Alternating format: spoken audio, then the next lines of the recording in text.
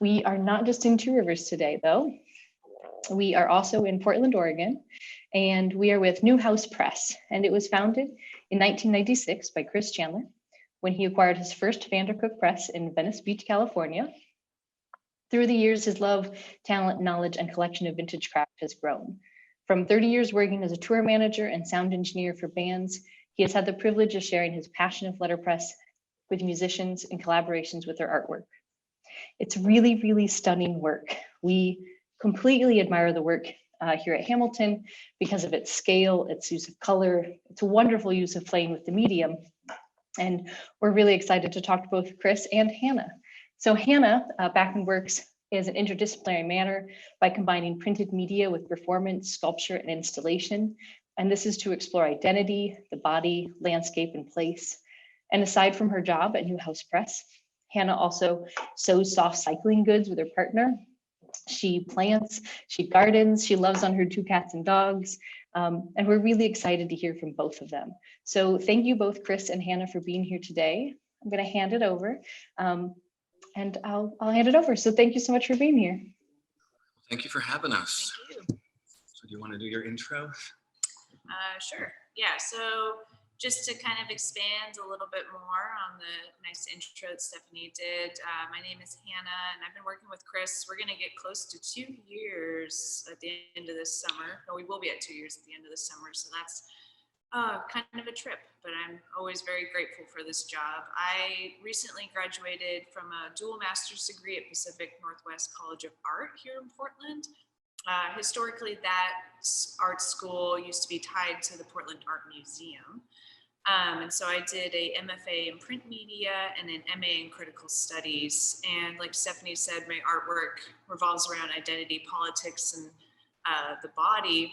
But more specifically, because those are really broad terms, I would say about the American West and rural identities, having grown up in rural Oregon, and also, things ranging from settler colonialism to environmental impacts and what it means to live in the West. So what else could I say? Yeah, I work with Chris here. I run a business with my partner sewing the soft goods. I also work at PNCA doing some programming for high school students in the region for the Scholastic Art Awards, and also do some curatorial things as well. So, and deliver food by bike. I believe in the bike as a tool to give empowerment and change the world. The revolution will not be motorized unless it's a motorized printing press. Great. Well, as far as our session goes today, we're going to do a little bit of history for Neu Haus Press when we started in the 90s to where we are now. We're going to take a studio tour, talk materials that we use. We're going to talk a little bit about getting through the first part of this pandemic, how we dealt with that. And then we're going to talk about current and future projects, right? Yep. All right, so a little background about me. I'm a self-taught printer.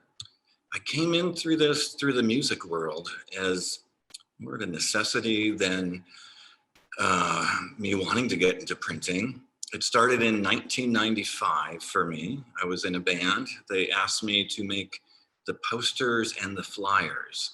So in the 90s, I had no computer, no internet, and no education in art remotely. So I didn't know what to do. I had a night to do it. So I went into my garage. I found some plywood that you would use to hang up in your 70s basement. Found some nails. I found some paint, some old magazines. That's all I had. And I had to get these posters done. So what I did is I kind of made a quick method where I would take the plywood, I would paint it and let it dry. Then I would paint it with another color over top of it. I took a nail and just carved into the pertinent information that you needed. Took the old magazines, cut them up and glued them on, and took that to Kinko's, Xeroxed it. And we made all of our flyers and posters that way. Yeah, that's a weird way to do things, but that's all I really knew how to do back then. So, but it worked. It got us through the years. And then about 1996, the rehearsal room that we were sharing in Los Angeles, there was a band in there called Scenic. I'm not sure if anybody's familiar with them. We shared our space with them. One of the guitar players in that band was Bruce Leitcher from Independent Press Projects. And if you haven't checked out his stuff, it's pretty amazing. So I'm gonna do a couple screen shares here, which I think I do that, right? Oh, I do that. And then do I do, thank you. Does everyone All right. see images and then us as well? Yes, that looks good. So that's me back in the 90s. I'm a tour engineer, tour manager. I had a recording studio. Printing was nowhere near anything I ever thought about. I didn't know what a press was. But being a tour person, there was always a need for, as we talked about, posters, flyers, merchandise. So after making these little weird flyers I showed you, I walked into our studio rehearsal one day and I saw this beautiful work that was stunning, caught my eye. And then I talked to my friend and he said, Bruce does this stuff. He does it on letterpress. He makes it all by hand. He gave me Bruce's number. I called him. He invited me down to his studio. It was in Arizona, I believe, at the time. So I hopped in the car and drove, I don't know if it was 10 hours, whatever it took to get out there. He showed me around, explained what he did. It looked cool. Then he gave me the number for the printing museum in Los Angeles. And I said, hey, I'm looking for a print shop. So they were kind enough to set me up with this Vandercook Universal 3 as my first press. I got that with 2 cabinets of type. I got a paper cutter, a Chandler and Price, and I think maybe a third cabinet of miscellaneous things. So that's what I picked up and put it in my garage and started figuring out how to work it. So the first few things I started making were these posters, pretty simple wood type. I'm sure we've all done these with the little ornaments and lead type and kind of made that work. A step up from the nail and the painting. And then at this time, I think I just knew enough not to get hurt on the press. Gerald Lang, if anybody knows who he is, out in Marina Del Rey, was offering some weekend classes on letterpress, how to set your rollers, how to set type. Because maybe 6 or 7 little workshops. So he's the one that probably really got me going on how to run this press and make it, do what it's supposed to do. And then after that, I started introducing letterpress into my job as a tour manager. So the first thing I did was I toured with this band called the Flaming Lips. It's kind of a psychedelic rock band out of Oklahoma. And we would invite people on stage to dance with us. So I thought, why not give them a little card they could take with them? This would let them know when to be at the stage, where to stand. And then after they got that card, they could go on stage and party with the band and have fun. And that's us on tour right there. You can see the dancers over there on the left. So that was kind of my first introduction in sharing letterpress and my tour world. And then that kept going in small steps where we added dressing room signs. So I made these when we were out with Miley Cyrus and put those up on the dressing room wall. There's more Flaming Lip stuff. We made popcorn boxes. That's some letterpress popcorn boxes we did. And we brought a popcorn machine out. So slowly it started to merge into letterpress and touring, started to become almost as one. To me, they became shared experiences, and then I started opening it up more where I would talk to the artists that I toured with and ask them to share their art through letterpress. So we would take their sketches and convert them into these plates and then started printing artwork. So there's one for Yoshimi, that's another Flaming Lips thing. That's for the King's Mouth we did, which was a touring exhibit that we traveled around with. So we'd sell these prints that would go with the show. There's Wayne signing them in my shop. And there's the King's Mouth itself.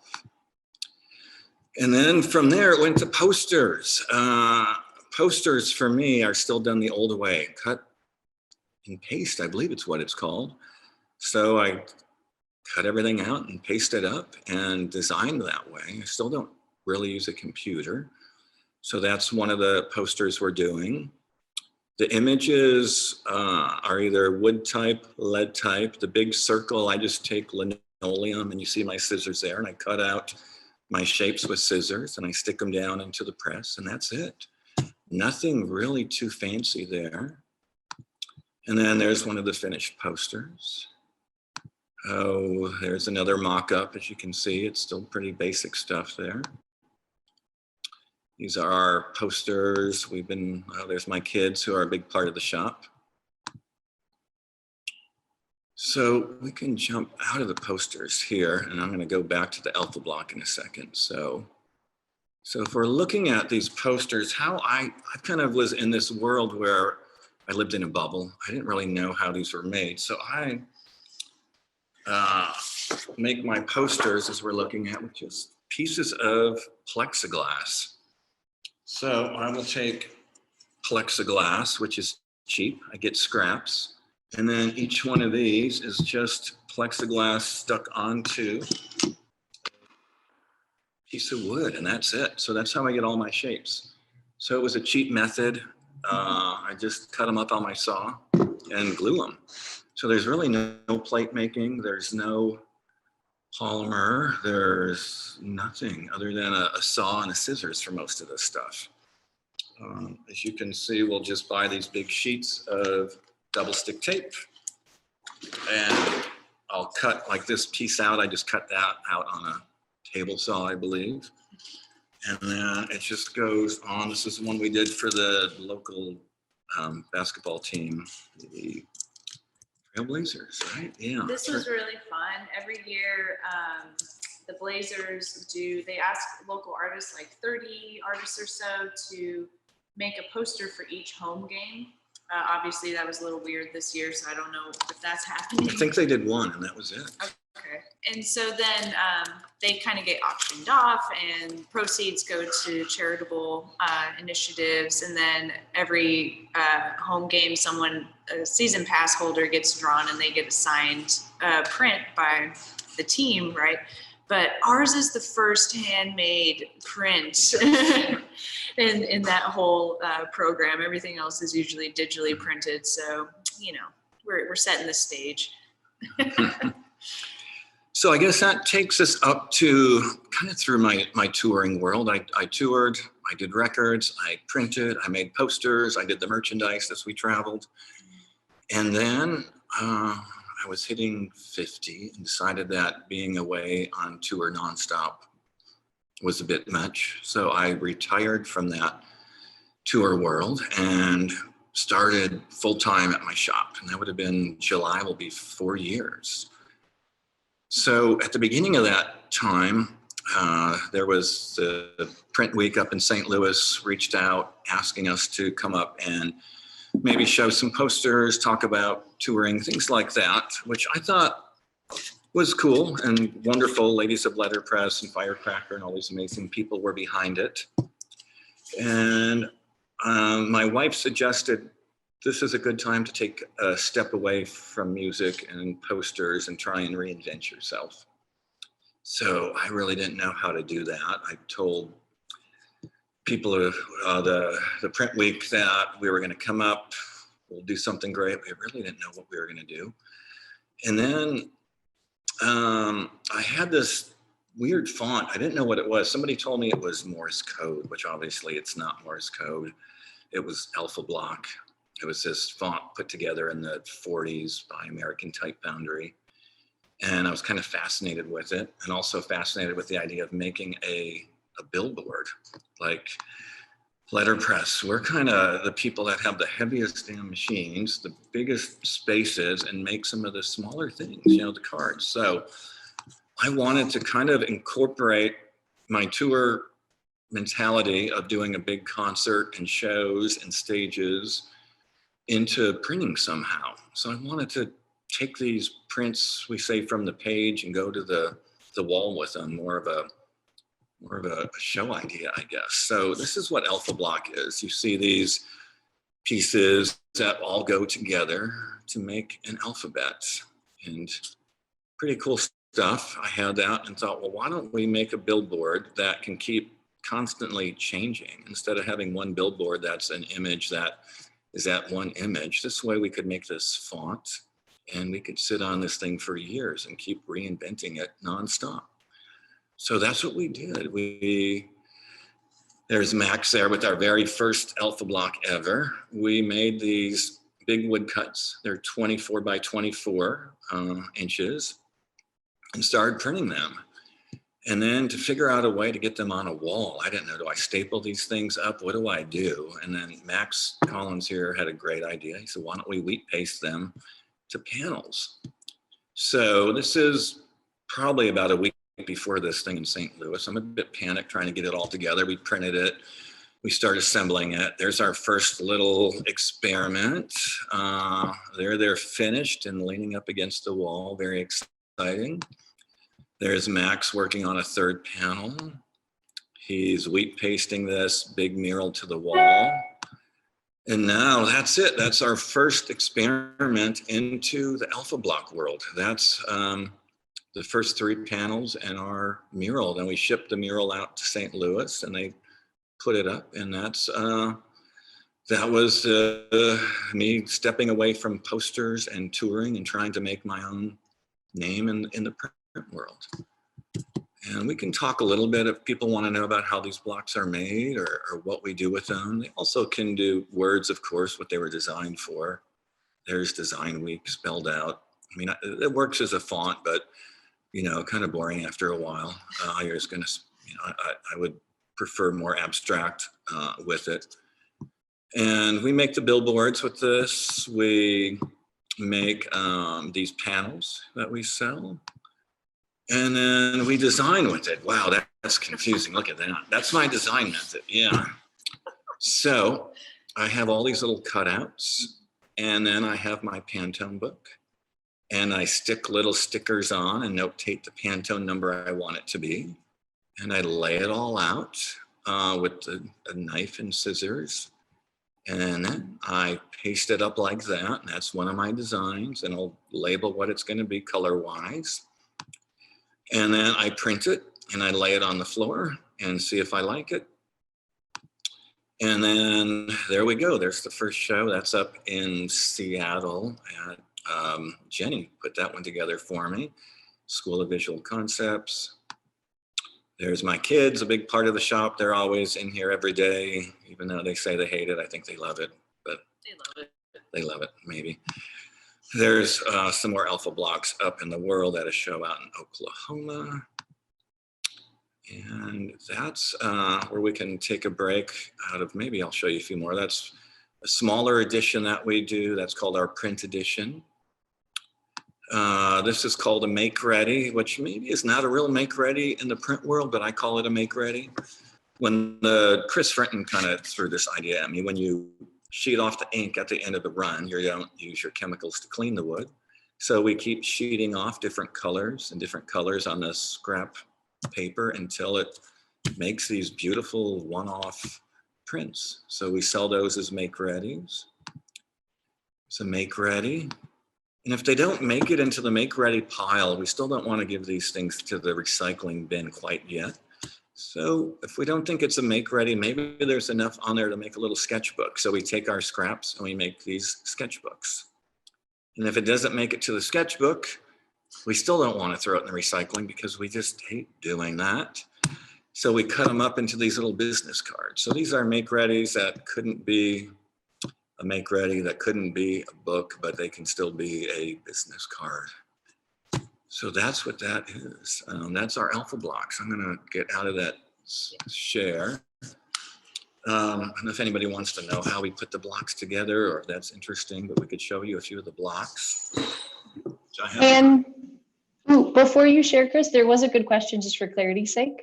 Yeah. They said, so you replicated and enlarged the typeface and cut the pieces out of wood. That's what we're seeing here. That's what we did, yeah. So the very first one I did, I can show you. I'll move this block, the big one out of the way. Oh, thank you.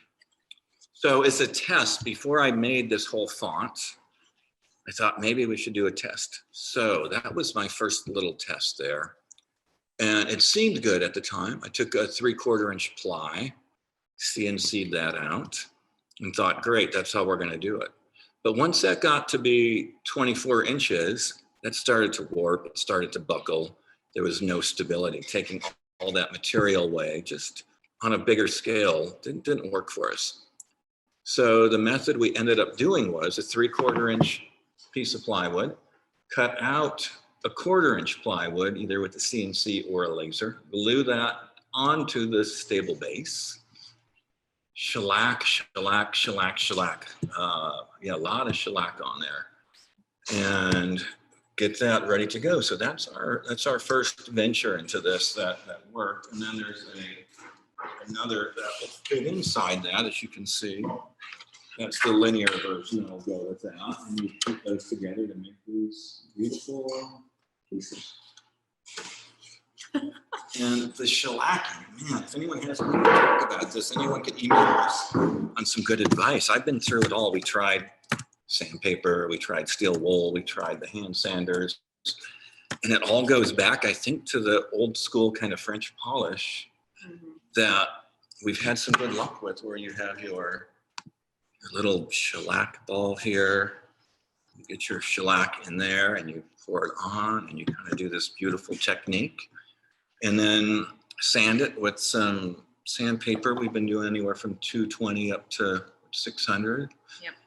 And as it goes up in the layers. Rinse and repeat anywhere from 7 to 11 times, depending on how much torture we want to put ourselves through. The hard part is to find, okay, where do we stop? And another interesting thing that Chris was kind of maintaining these blocks and sanded them down. And I don't know if you're going to talk about this later, but I thought it was really interesting when he was going to maintenance and then printed again, more of that wood grain came through because there was less shellac. And I think that kind of, I'm sure he'll touch on this later, it kind of pushed the work texturally in a different way. I think it did. Yeah, that wood grain, you can't beat it. It's really beautiful as long as you embrace it. And maybe if we want to get more solid versions of these, we cut them out in like an acrylic or something like that. We could do that and overlay it with wood, and maybe we don't shellac it as much and we have a combo. For sure. That's one idea. Barb, I saw that you want to ask if we do both sides. No, it's just that big 3/4 inch ply block that's pretty heavy. So I don't think we've ever done that. For both sides? Well, I'll do shellac, 2 layers of shellac on the bottom. When we glue it down. Oh, when we glue it down, no, not on the glue side. Yeah. But the whole block, I'll shellac a couple times to prevent it from having any warp. So there'll be shellac on the back, probably 2 to 3. Okay. And this will get shellacked, the negative space, 2 or 3 times. And then all the tough work goes into that. And we also, we don't reduce the height of the block after laminating. Actually, we kind of shim the block up when we print them. Well, it varies. You got each piece of plywood may be a little different. The blocks themselves come out to be anywhere from 0.915 to 0.935, fluctuating on the plywood. The glue, a little bit of everything. So in my head, I kind of memorize which each block is. So when I put it in the press, I know if it needs a piece of newsprint, if it needs 3 pieces of newsprint, if it needs some cardstock, whatever it is. So all that's just kind of from printing these things for 3 years, knowing which each block is capable of and not. Sure. So maybe if they were all type high and I had some machine that could do that, that would be great. But until then, it's going to be this method, which is fine. I think working when I'm printing them by myself, if I had other people printing them, we might run into that problem. So. And there was a question. Oh, sorry. No, you're great. There was a question about the wood you were using, and did you try plexiglass because you were doing plexiglass with your other prints? Well, yeah, the wood we're using is Baltic birch. That seems to be working really well for us. Yes.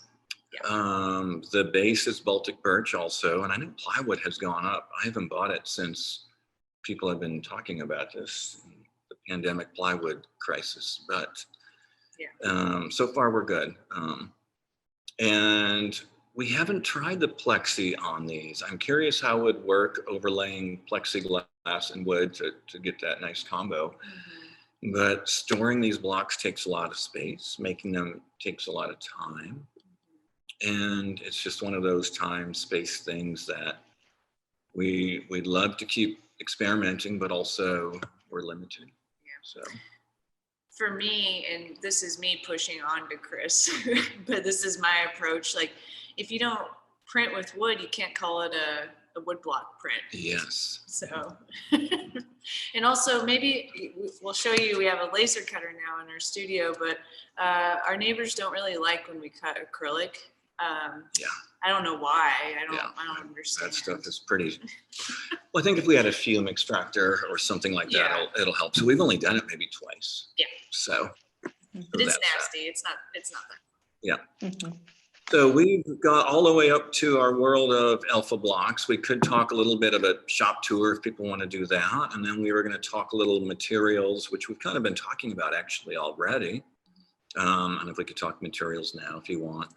And then we'll do our little bit of the pandemic era and what we got coming up. So Let's do studio tour. yeah, studio tour. I think I got a couple photos. Do you want to do those first or want to do a little walk around? Do photos. Okay. Photos and we'll walk around. Yeah, so we have 3 Vandercooks. 2 are mine. One's the first one that I've ever bought back in the 90s. One is the 232P, not a very common one, but it's our workhorse right now. And then one of our friends, Betsy, has her Universal 3 here. So that's the unis were more of our poster printing workshops. Now that that's kind of dormant, the 232P has been our workhorse, and that is 19 mid 40, I think 48, I believe serial numbers matched up to be. We can go 30 by 32 with it, which is inches, which is a pretty good size. And it's, you know, as any press from the 40s, it needs always maintenance. We've torn it apart many times. We've replaced the bearings. We take that, it's a chain driven, so we pop the chain off, we clean it, we do maintenance.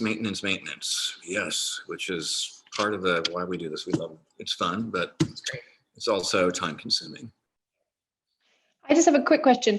Do you want to be sharing photos right now, or are you just kind of Well, let me letting do us- that. I thought I had a. Oh, okay. No, it's good. I just want to make sure we weren't missing No, anything. let's go back to. So I just do that. Yep. And let's see where we're at here. So, oh, there's more alpha blocks. Look at that. There's Leo, my kid with the space helmet on. That was his COVID helmet that he wore he didn't like wearing a mask, so we got him a space helmet. Oh, we didn't talk about tearing of this stuff. Yeah, some printers don't like that because we tear our prints. We could take 1 minute and talk about that. So that's torn up. That's it. There's a practical reason, and then there's a reason that kind of why we still do it. Practical reason is simple. That's we bought a piece of 4x4 plywood. The plywood was cut wrong. It was not 4x4. It was probably 47 by, or it was too big. I guess it was too big. Mm-hmm. So Max, we talked about earlier, said, well, we're going to wheat paste this thing to the plywood. Let's make it go to all the corners and to the edges. And let's just do that by tearing these. And we're going to spread it out, and it's going to all fit. And then we're just going to see what it looks like. And that was a great idea. And at first I panicked about tearing up my prints and doing that. But after sitting with it, I started to really embrace it and love it, and kind of feel it revealed all these new things, the layers underneath, the paper, this way of, I don't know, working, I guess, almost out of the print world, maybe a little more into the art world a bit with it. So Yeah. if you see our stuff and it's torn, don't think that's from shipping or me leaning against it with a knife or something, or my kids tearing that stuff up. That's intentional, and kind of something that we embraced here.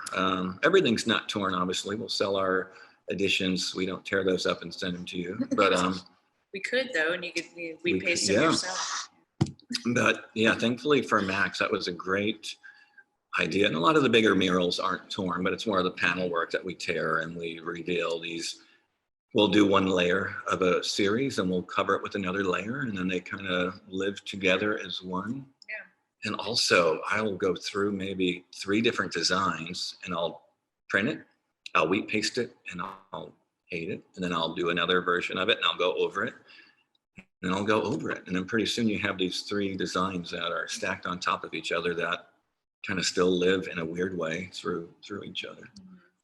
Yeah, I like what he's saying, pushing it past like the traditional print world. It becomes more object. It becomes like a real, for me, it brings your attention to the material of the paper. And what is this? It's not a painting. It's not quite what I'm used to seeing. And I like, Chris has talked a lot about kind of hearkening back to your era of your youth and like a certain aesthetic to things, but also like as that aesthetic degrades with old murals and old painted signs and that cracking and that weathering. So kind of harkens to that patina, you know.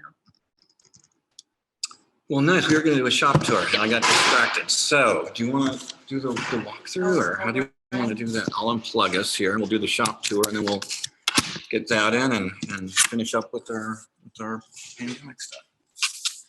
All right. Board shears. I didn't know I needed one until I got one. Man, that is, every day we use it. That is beautiful. If you don't have a board shear, go buy one today. That is from 1929. And we cut all of our prints down on that. All of the big mural stuff gets cut. So that is our beautiful board shear. Over here is one of our Vandercooks. This is Betsy's machine, has the tower on it. That's our base, which is in there. That base is which we can attach all of our, I have a piece here. If we didn't want to mount it, we would do some double stick tape, double stick it to the base, and then we can print that way. It's a fast and easy way. Nice adjustable bed so we can, you know, throw almost everything we want in there. These are our fonts. I started storing them like this so we don't damage them. These are all the big wood fonts. This is all of our alpha block stuff here. Let's see, we got some flat files, which everyone I'm sure needs more flat file space all the time. We have our original, this is the first press I had. This is our Vandercook Community 3, the same as that one, the tower. This is my never-ending stack of make-readies. I just leave this by the press.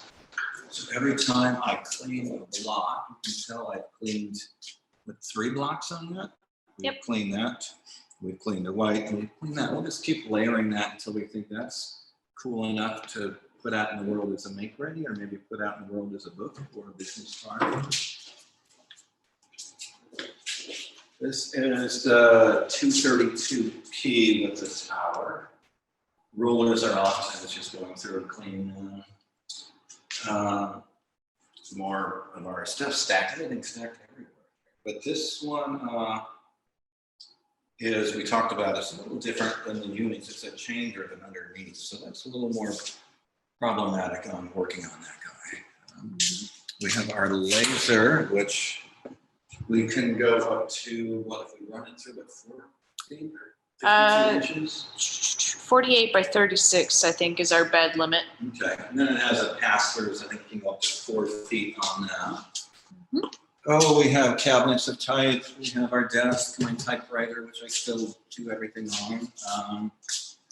Everything's kind of in weird studio positions because we had to move a bunch of stuff around for a pop-up exhibition that we did, which we'll talk about a little bit later. This is on wheels. We keep everything on wheels because we don't have enough space. So I just kind of push it all around. Our paper cutter. We have our drawing rack, some more type over there. That's kind of our spot. Oh, pencil machine. Oh, pencil machine. Yeah, this is fun. We got some hot oil type. You set what you want to say in the pencil.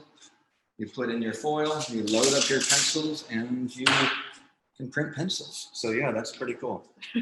That's something I didn't know I needed either, and then I bought it, and I love it. So. That's pretty much it. We have a loft upstairs, but nothing's up there right now, just some chairs. Again, we moved stuff out for the print exhibition. I don't know if you can all see that. Yeah.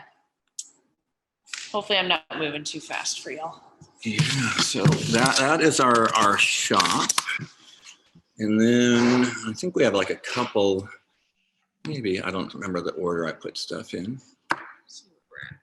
But do I do that? Yeah. So that was us talking about tearing and things. And then the pandemic hit. Wow, that really knocked us.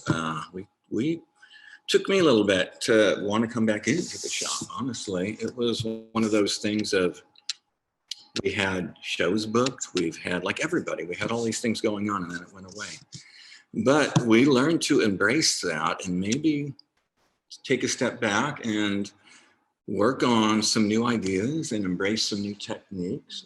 I think Hannah kind of was the first one to come back into the shop. And I think this next photo is of that.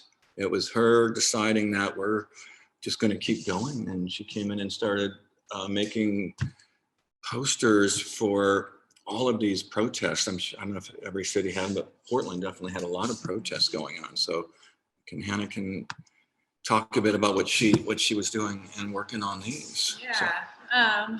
So like so many of the city centers and even smaller cities, we saw a big startup of all of these protests running around George Floyd and Breonna Taylor as the tinder to the fire, of course. And we hadn't been in the studio. I think I'm still kind of processing what all happened last year. I think we're all there, but Chris and I were like, oh, it's not safe for us. You can leave that up there. Oh, sorry. It's not safe for us to be in the studio together for a while. So we were trying to kind of navigate that. But where the studio was really close to where a lot of the big protests were gathering. I don't know if you all have seen that. Hold on a second. Sorry. Okay. Yes, now we can see it. Yep. There's not many photos, but so it was really close, like just a few blocks away from where everyone was gathering. And I wanted to use our wood type because it has this history of being used in Portland for Portland teachers union strikes and other union strikes for the past few decades, right? It was. We got it from the local union and the printers union, and they had a full huge cabinet of type, and everything they did was with this was all the wasn't protest, I guess it would have been strike. Yeah. So if you went on strike and you had your sign that was made with the type, so we wanted to kind of still preserve it as that in a way. Yeah. Absolutely. And hearken, I keep using that word today, but, throw back to that civil rights era aesthetic of civil rights protest posters. And so I was just using the paper that we had, and I was going in with my partner, taking like a stack of 200 at a time and just handing them out to people that would take them. And then there's an organization called Don't Shoot PDX here in Portland. They are a activist organization that's all about empowering youth in the Black communities through art and activism.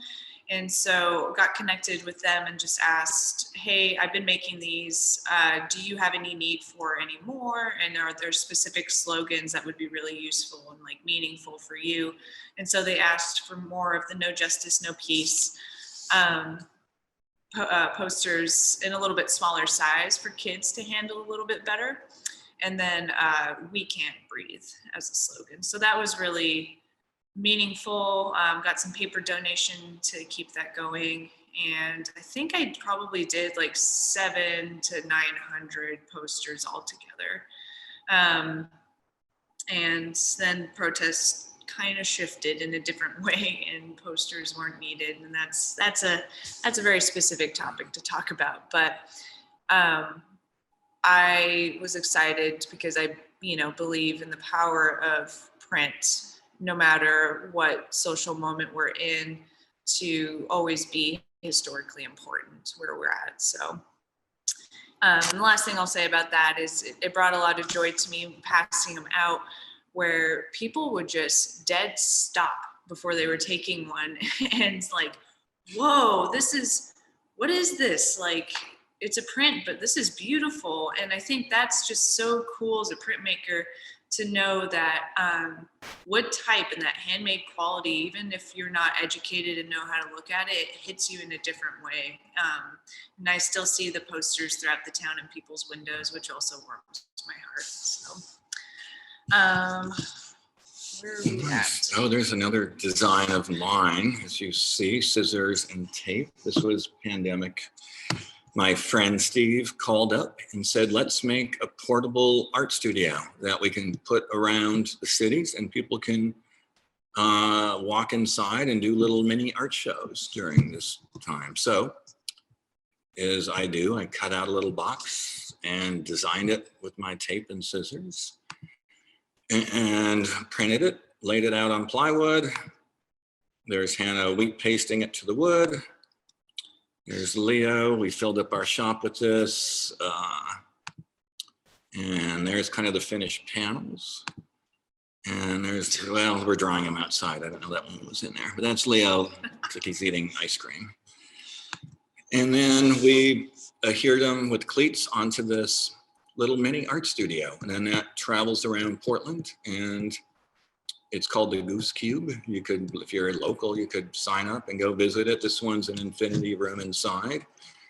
And that's kind of one of the projects we did during COVID. Yeah, COVID-based art, so you could schedule a time and then it would be sanitized in between and have that independent art experience. Yeah, and then you show up, there's a little app you get and the door pops open when you get there, all very signed, I don't know what it is, sci-fi to me, but yeah. Somehow that all worked.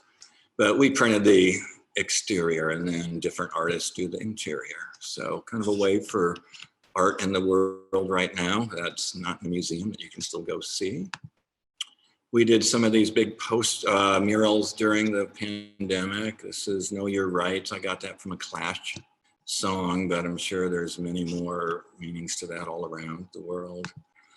And that's kind of I think each letter is 2, 4, 6, 8 feet tall. And we paste these up. There's a big mural we did of a weird face. This is kind of the end of the Alpha Block series for me for a little bit. After trying to make stuff out of it for 3 years, I said, let's fade it away. So I took a cue from my music world where you fade out a song. And I said, there's the Alpha Block, and let's slowly make it disappear. And that was me just kind of being bored of it, I guess, a little bit. So that kind of block represents me wanting a change. So I took it and made it slowly disappear, and we call it the fade out. So what do you do? Now there's no more alpha blocks. But wait, what is this? Futura. Everyone knows Futura, but these little ornaments that go with it, my God, they're beautiful. So why not do the same thing I did with my alpha blocks and make wood blocks like that and have more design options. So that's what we did. So that's what we're doing now. We're making these. And you can see it's the same type thing, a little more fine-tuned probably with my knowledge making these. Made on the laser cutter, cutting the 1/4-inch ply, same process though. Yep, all in-house. Hannah does all the laser. There's one of them there. This one we called Delay. That's going to end up, we did an edition of 9 of those that we sold. And then I think that is the one that was picked for an album cover for a benefit record that's benefiting something that I definitely endorse. All the crew and touring folks that are out of work during this pandemic and venues, you know, put out that album, and hopefully people will buy it, and that print will be on the cover of it. So cool. Okay, so we should start wrapping up here. There's our, if you couldn't tell from our walking around with our computer, that's our shop. That's our shop from the top balcony, yay. This is a project I want to do in the future. This is photos I took at the Clash when I was a kid. And when I say that's mid-90s by the look of it. It's the Clash, if you don't know, was a band from the UK and kind of a big influence to me when I was a kid growing up. And I was lucky enough to get to hang out with them for a little bit and get some cool photos. So I want to take these photos and do large 6-foot kind of murals of them. That's the project we have coming up. I've been experimenting with graphs and grids. We make these huge grids now. And that one was made on plexi. That was really gross, long, stinky cut. It was, but that sucked. beautiful. Yeah, so we'll print these big grids, and then I'm experimenting with kind of layering alpha block, or I was alpha block, and the new blocks over these grids and trying to create weird patterns maybe. That's one experiment we're doing. The fade out that we talked about, we're doing a rug, which is kind of different for us. Yeah. So if you want a big rug that's 6 feet by 10 feet, that looks like one of my prints, you can get that. Wow, that's kind of cool. There's our loft, which we were talking about, where we do art shows. We bring in printers and we do little mini pop-ups. So if any printers out in the world who want to show their work, hey, hit us up. We'd love to be involved and have these shows. Probably have those run once a month through the sunny season, unless, you know, COVID precautions really loosen up and we can have people in our studio when it's cold. Yeah. But this was our inaugural exhibition with a local artist, Gordon Barnes, and these are all hand-carved wood blocks printed in a mokuhangu Japanese style. There's a lot more I could say on that, of like why the images, but we're running out of time, so. We are. And then lastly, what do we got coming up here on May 21? We're going to be working with Jenny and doing some of this stuff, some workshop classes. I'm sure if anybody wants to take a workshop, they could either hit us up. I don't know, how do they do that? I think there's a website that maybe There Jenny is. can put in the chat, and Yes, do that. people can sign up for their slot. Yeah, and that's going to be a little more in depth on blocks and designing and printing and techniques and all that. I know we touched a little on it. That's us. That's our world. I know it's a lot going on. Maybe that was too much, but hey, whatever. That's where we're at. So, questions? Why we're doing this? Anything about previous world of me in the music world converting to print world? I don't know. There are many. I have some questions already, and then we can definitely open it up. And we did share the link, so go sign up for the workshop. It looks great. All right. So one question, there have been a couple questions about paper stock. They're intrigued on what you're using, and then also what you found, well, Hannah, that worked for the protest posters. So both Chris and Hannah. Well, nice. Do you want to go first? Or? Yeah, protest posters. We had a bunch of paper donated to us from Mohawk, and I can't quite remember. It might have been like a 90, 100 pound. That was like 100. I think it was a cover. It was a cover. It was like 110 cover somewhere in there. Yeah, so it was pretty heavy because I wanted it to be pretty stiff when I held it, and also be durable when you're walking around. So that worked pretty well, even though the size was pretty big. And I think I used that same paper for my thesis work, which I didn't have time to talk about, but very durable. That worked really well. Yeah, Mohawk's been wonderful with us. Yeah. And I don't know how much they want to be involved with, like, these were political posters or this or that. We're just saying that they've been wonderful. They donated paper to us to use how we saw to be used. And that was great of them. I got to thank them a million times for all that stuff they helped us through. Yes. But yeah, Mohawk we used for the posters. I used Mohawk for our concert posters. We used their Mohawk is a crane Lettra paper we use. We use their super fine for all of our outdoor billboards, which are great. And then for the panel work, we use a paper from Japan. It's a handmade paper called Kozo. And that's for all of our work that you see up on the walls here. All of our panel stuff, if you're going to buy, is Kozo. And that paper we print on, and then we paste with these beautiful Handmade Japanese brushes. We use this great wheat paste that we get from them. That all goes out to the world. We have our ink that we use for all of those, as we love this Gamblin relief ink. So that's kind of our ink that we use. So Local Portland company, so that's Yeah. also great. Yeah, I think another thing for the pandemic, really quickly on materials, is switching to this more traditional Japanese scroll mounting process with a handmade Eastern paper. It's more durable, we can get it wet and replace things, and yeah, it's more of like hardy for what we're doing. We're pretty rough with it. And then also just like archivally, it'll kind of handle the inks a little bit better. So that's a whole nother process. I had the pleasure of like learning how to handle really, really thin Eastern papers in my schooling, taught by a man who lived in a Buddhist monastery in Japan for 15 years and handled all the scroll mounting. And so I'm really excited to incorporate that material process into Chris's work and whatever else we do. But you could also do it outside as well. You just add some sugar to some wheat paste and bam, it's ready to withstand the elements. my kids said, tell them about why we're called Neu Haus Press, which I forgot to do. Neu Haus Press, that was back in the 90s. I took these workshops with Gerald Lang, who was amazing, and hung out with him for years after the workshop, just as a good mentor. We were in the shop and he said, you're going to learn everything the old way. You got to honor the past in printing before you can expand the future. And that's what I thought was a great philosophy. So if you wanted to do anything out of the ordinary with him, he would say, let's first learn how to set that type. Let's first learn how to print without tearing your paper, all these things. So he said, we're going to do it the old house way. And then you can take that and start your new house and make whatever you want. And he embraced it. He always said, yeah, go ahead and expand. And if Letterpress is going to live on, you got to start taking it to these new places to keep people interested.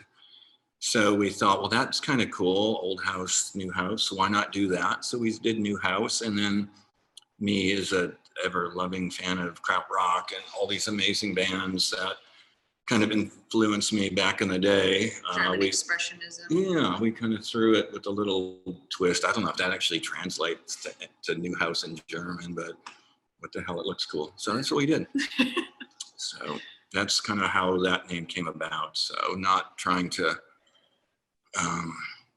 say we're doing anything too out of the ordinary, but it kind of is a good mantra for us to always think about when we make things. So.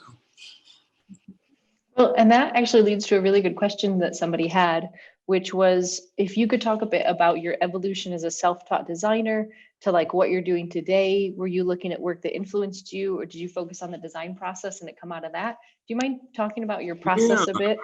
Yeah, so self-taught, I know. We did a few workshops here and there, which kind of at least got me to not, break the machines, which was good. But back in the 90s, like we were talking, I had no computer. I had no way to access the internet. I had no way to really know what other printers were doing. So a lot of it was trial and error. And I think that kind of worked out in my favor in a weird way, just to make this method that I do things, my way of doing things. When we started, we had enough money to get the press and the ink, but there was no money for paper.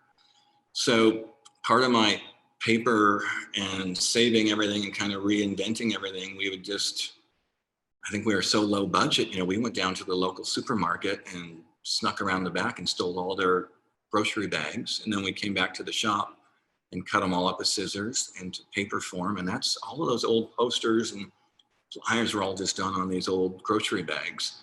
So I think that way of doing things kind of stuck with me in design and technique, to keep reusing and keep regenerating and whatever I can get out of this stuff, And design influence, maybe go to the library and read books on German expressionism and propaganda and Russian avant-garde. Yeah, Russian avant-garde, all these things. Yeah. And I think the thing I wanted to, which I see in so many great people out there on the Instagram, is when you see something pop up in your feed and you know before looking at a name or anything, you know who that is. You know, if I see Brad Vedder pop up, I know it's him. That's his style. That's his technique. That's his beautiful work. And that's, I think, what you want as a printer. You want people to see, for good or bad, you know, hey, that's Neu Haus Press because it's torn up, good or bad. And that's what I think I tried to achieve, is make a way and establish yourself as your own identity in the print world, which is hard to do. So yeah, so cheers to everyone that's doing it out there and making that happen. But that's kind of what we wanted to do. So That's great. I thank you. Now, I will say we didn't have open Q&A. So if we want to take a minute or two and see if anybody actually wants to speak up and ask, that's sure. Yeah, I know we talked too much. Sorry, we didn't leave Oh, no. a lot of time to just ramble. No, So you were good. And we had a lot of good questions in the chat. So yeah, if anybody feels like raising their hand or speaking up, please do so now. Go ahead. yeah, let's do that. We're going nowhere. So if anybody wants to keep talking or chatting, let's do it.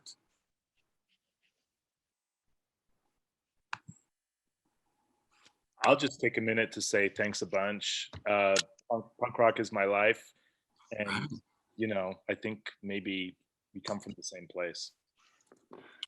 Yeah, I know that punk rock. I don't know if people understand how important that was to a lot of us growing up and what it's turned into today. Maybe it's hard to understand that really truly was an identity that maybe was a small portion of our life, but lasted till I'm in my 50s, still lasting. You know, the way of doing things on your own, right? The way of creating things with, you know, a nail and some plywood and some paints, you know, just thinking with what you have and making it work. Yeah.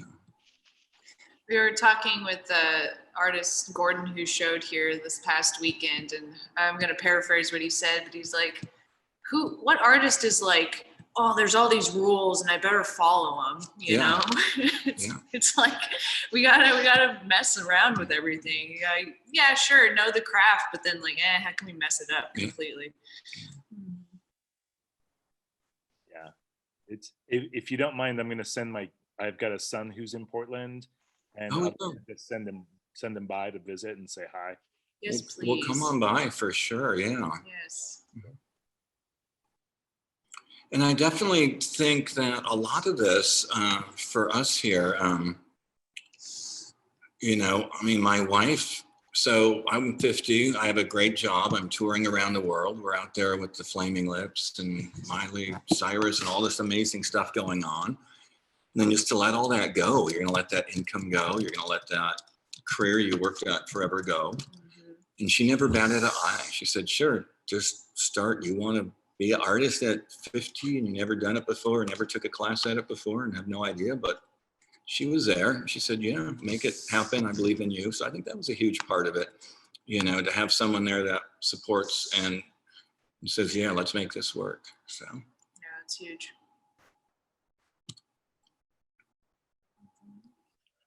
What a great presentation. Well, thank you all for being there. Too much.